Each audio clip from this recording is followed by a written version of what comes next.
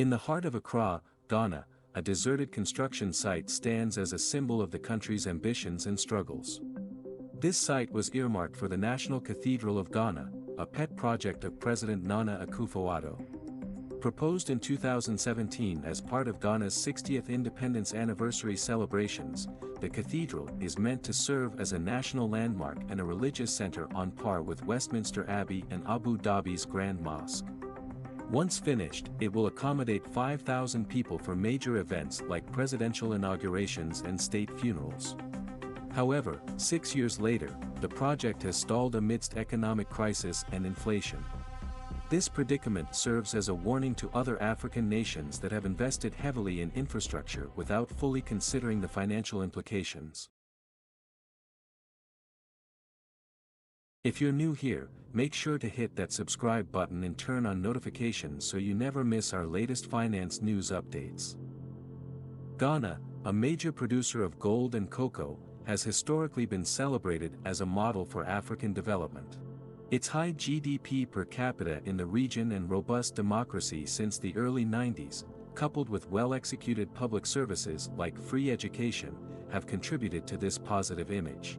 It also appeals to the global African diaspora as a cultural hub and desirable vacation destination, attracting young visitors from around the world each winter. The current government has further enhanced Ghana's reputation with fiscal responsibility and effective technocratic management, allowing it to secure commercial debt at reasonable interest rates. However, this image of success is now under significant strain. Ghana recently defaulted on its debts, despite securing a $3 billion bailout from the IMF. This misfortune may soon be shared by 19 other African nations, warns the IMF, many of which have taken on considerable debt for infrastructure projects that have not yielded sufficient returns. The situation is further complicated by the increasing security threat from neighboring Burkina Faso, the latest hotbed of jihadist activity in the Sahel region. Despite the economic challenges and looming insecurity, President Akufo-Addo remains committed to the construction of the National Cathedral for Ghana's 33 million citizens, 71% of whom identify as Christians.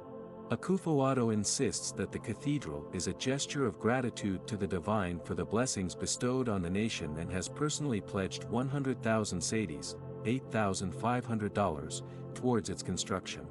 Many Ghanaians are challenging the president's priorities, with approximately 87% believing that the country is on the wrong path, according to Afrobarometer, a polling company based in Accra. The high cost of living has sparked protests and criticism against the government over the past year. As President Akufo-Addo's second term nears its end, questions are being raised about his economic management, including the stalled cathedral project. The construction cost has skyrocketed to $400 million, quadrupling the original budget. While the government is seeking donors to continue the project, it has already contributed the majority of the $58 million spent so far. Paul Apokumensa, the project's executive director, argues that the cathedral, designed by renowned Ghanaian British architect Sir David Adjaye, will serve as a national monument, tourist attraction, and economic boon that will eventually pay for itself. He believes such a structure can foster national cohesion amid divisive politics, with the church acting as a unifying institution. However, the unfinished site, sarcastically referred to as the world's most expensive crater, has instead become a symbol of the nation's recent struggles for many Ghanaians. In the bustling Makola market in Accra, local shopper Tracy Aloko is more preoccupied with skyrocketing prices than concerns about national landmarks. She laments that the cost of a bag of tomatoes has more than doubled since January, exemplifying the dramatic inflation that has hit everyday items.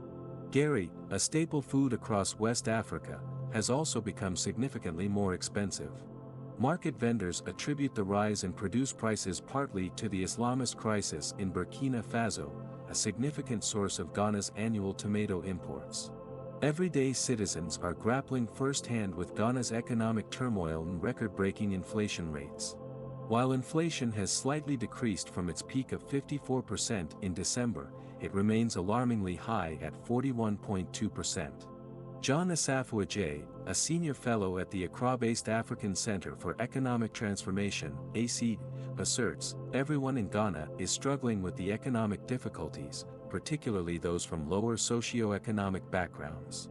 Despite a nearly 10% rise in the daily minimum wage to 14.88 cedis earlier this year, the increase provides little relief amidst soaring prices. The government attributes Ghana's economic woes to the impact of COVID-19, which brought the economy to a standstill, and Russia's invasion of Ukraine, which drastically raised global food and energy costs. Additionally, the decision by major rating agencies to downgrade Ghana to junk status exacerbated the economic predicament in 2022.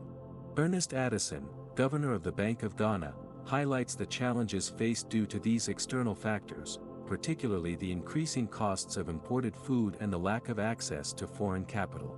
However, analysts argue that this explanation only covers part of the issue.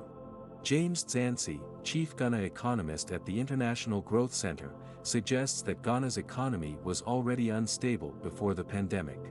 While substantial borrowing may have staved off a recession, it led to national debt soaring to over 100% of GDP, with about 70% of government revenue now dedicated to debt servicing.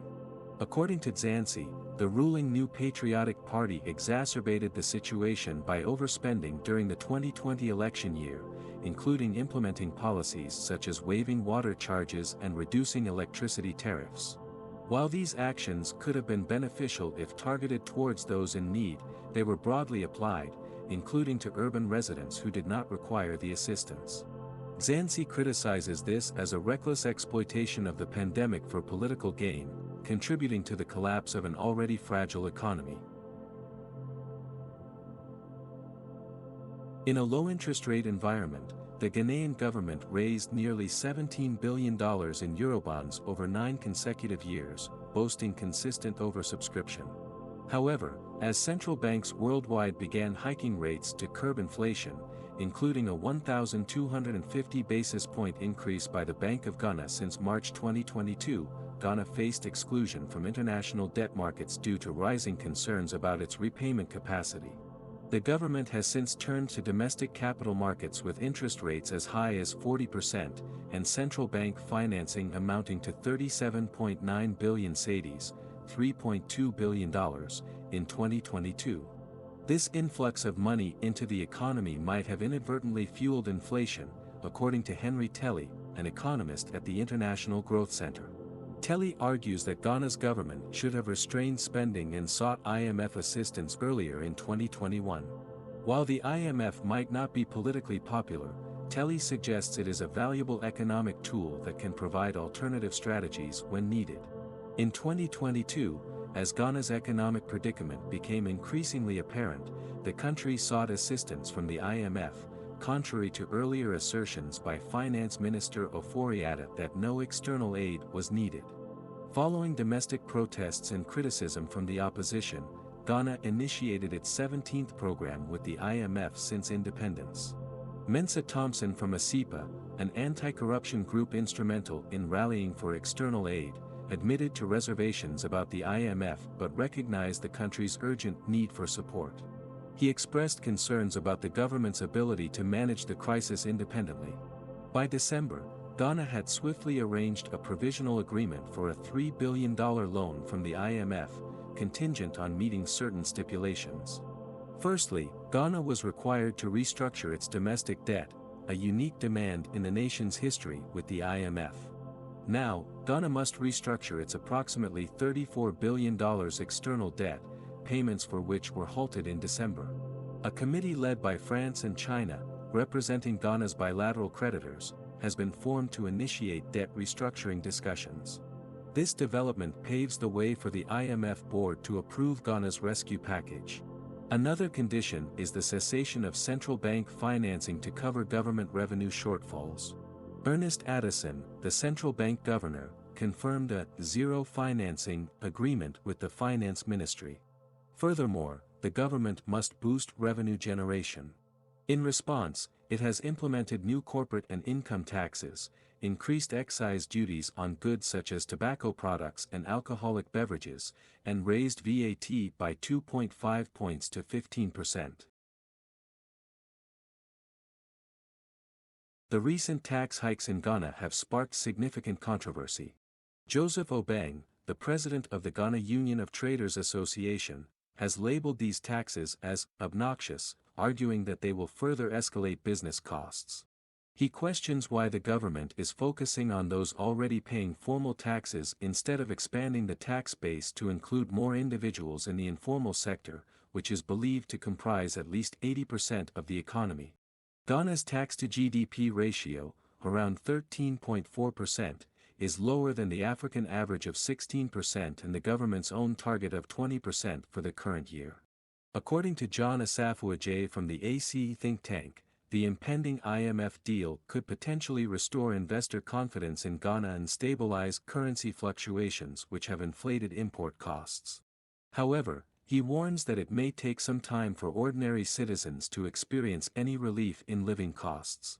Analysts hope this economic crisis, combined with the upcoming IMF program, will catalyze significant reforms in Ghana. It's crucial to address revenue leakages that deprive the government of vital funds.